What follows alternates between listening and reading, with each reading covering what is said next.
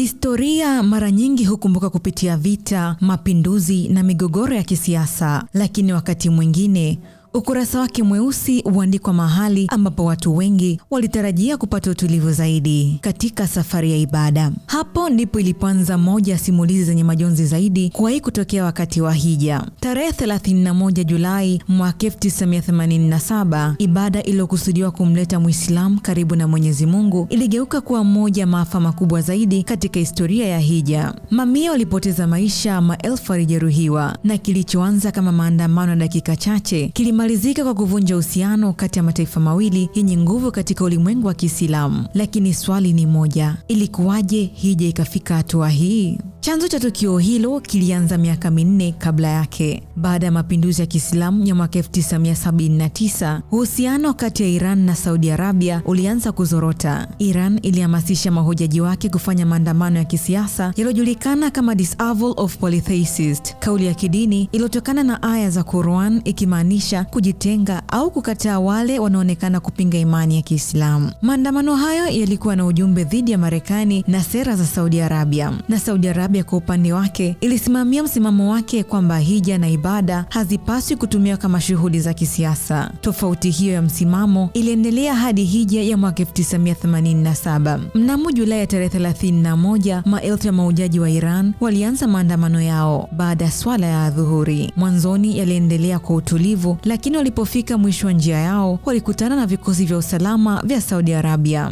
Muda mfupi baadaye hali iliharibika, kulizuka makabiliano, watu wakaanza kukimbia, huku msongamano mkubwa ukisababisha wengi kuanguka, kukanyagwa na hata kushindwa kupumua. Hadi leo kuna simulizi mbili kuhusu kilichotokea. Saudi Arabia ilisema vifo vilitokana na vurugu na msongamano uliosababishwa na maandamano hayo, huku Iran ikishutumu Saudi Arabia kwa kutumia nguvu kupita kiasi dhidi ya waandamanaji. Ingawa pande hizo zote hazikuwahi kukubaliana kuhusu chanzo halisi cha maafa, ukubwa wa tukio lenyewe haupingwi. Kwa mujibu wa takwimu rasmi za Saudi Arabia, watu 402 walifariki, wakiwemo 275 kutoka Iran, 85 kutoka Saudi Arabia na 42 kutoka mataifa mengine, huku 649 wakijeruhiwa. Iran ilidai idadi ya waliokufa ilikuwa kubwa zaidi, lakini vyombo vingi vya habari vya kimataifa vilikubaliana kwamba zaidi ya watu 400 walipoteza maisha. Maafa hayo yaliibua mgogoro mkubwa wa kidiplomasia nchini Iran.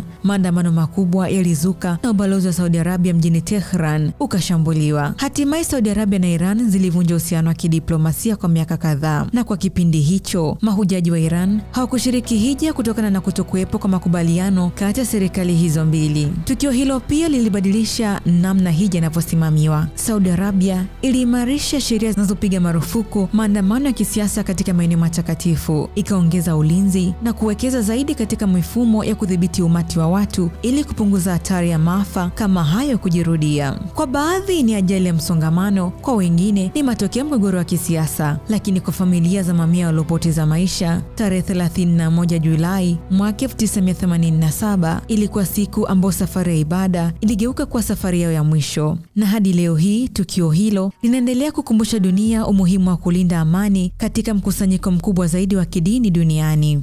Imeandaliwa na Mtawa 12 na kusimuliwa nami Consolata Chaliga wa Ayo TV.